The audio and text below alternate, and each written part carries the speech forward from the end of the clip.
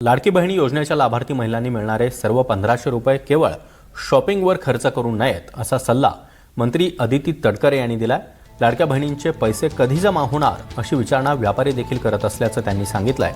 योजनेचा हप्ता जमा झाला की बाजारपेठ गजबजून जाते असं व्यापाऱ्यांनी सांगितल्याचं अदिती तटकरे यांनी नमूद केलंय।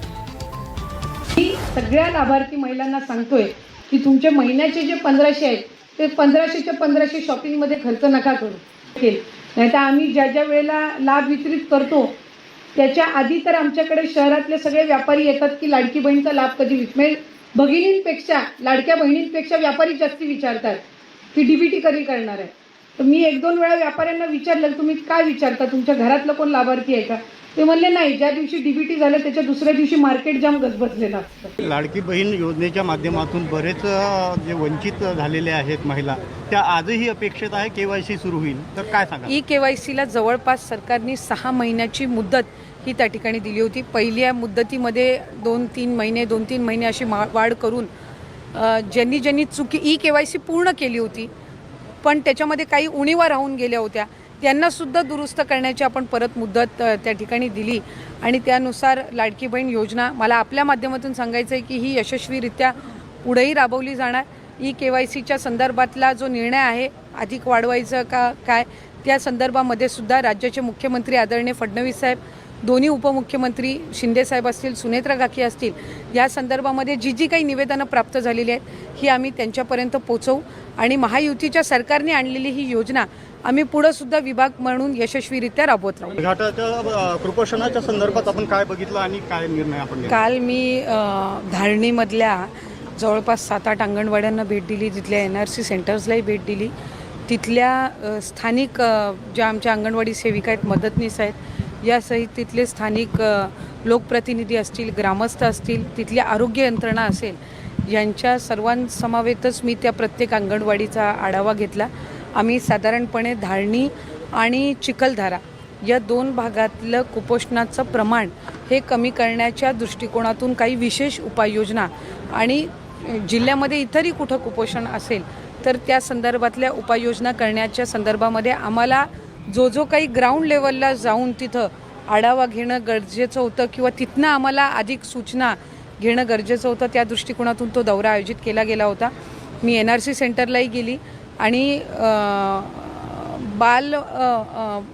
बालकांचं कुपोषणाचं प्रमाण त्याचबरोबर गरोदर आणि स्तनदा मातांना अधिकाधिक चांगलं पोषण, आहार, आरोग्य तपासणी ह्या दृष्टिकोनातून आरोग्य विभाग, महिला बालविकास विभाग, आदिवासी विभाग हे एकत्रितपणाने आम्ही तिथं काही ज्या उपाययोजना करणं गरजेचं आहे त्या संदर्भातल्या आढावा बैठकीमध्ये सूचना देण्यात आल्या। आप धारनी में गए हो लेकिन धारनी में 70 बच्चों को विष बाधा हुई है, उसका कुछ आपको जानकारी मिली थी? कल रात को वो घटना हुई है, उस बारे में मुझे जानकारी मिली। मैंने वहाँ के जो प्रांत है उनके साथ भी मेरी उस बारे में बात हुई। आदिवासी आश्रम शाला है आदिवासी विभाग की, उसमें ये दुर्दैवी घटना घटी है, लेकिन अभी सारे बच्चे जो है वो स्टेबल है।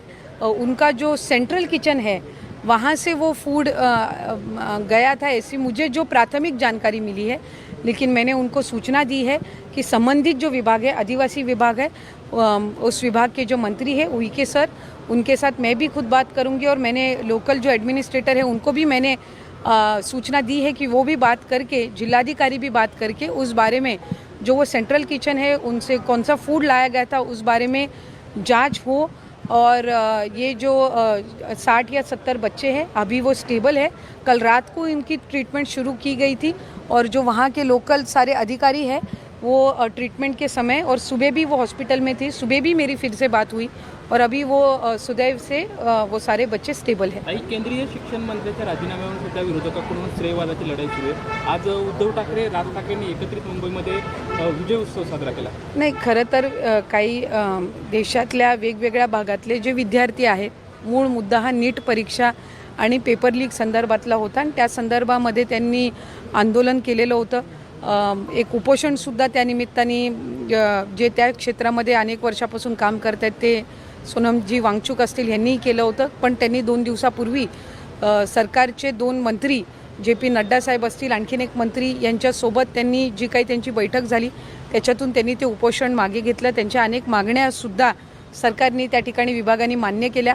काल संबंधित मंत्री महोदयांचा राजीनाम्याच्या नंतर अनेक विद्यार्थी जे आहेत जे आंदोलन करत होते त्यांनीसुद्धा त्या संदर्भातली मतं व्यक्त केली. आपली लोकशाही आहे आणि लोकशाहीच्या दृष्टिकोनातून जर एखादी गोष्ट चुकीची घडत असेल तर ती निदर्शनास आणून देणं, त्या संदर्भामध्ये आंदोलन करणं लोकशाहीमध्ये अधिकार हा त्यानिमित्ताने आहे. देशाचे लोकप्रिय पंतप्रधान नरेंद्र मोदी साहेबांनी सुद्धा या चालू अधिवेशनामध्ये त्या संदर्भातलं जे सुधारणा बिल आहे ह्या आणण्याच्या दृष्टिकोनातून सुद्धा त्यांनी पावलं उचलण्याचं त्यांच्या लाईव्हच्या माध्यमातून त्यांनी ती माहिती दिलेली आहे. आणि मला खात्री आहे की जे युवक, जे विद्यार्थी त्यामध्ये सहभागी झाले, त्यांच्या ज्या काही विविध मागण्या आहेत हे सरकार जे आहे, केंद्र सरकार सकारात्मक पद्धतीनं ते बघून अधिकाधिक आपली शिक्षण व्यवस्था सक्षम करण्याच्या दृष्टिकोनातून पावलं उचलते.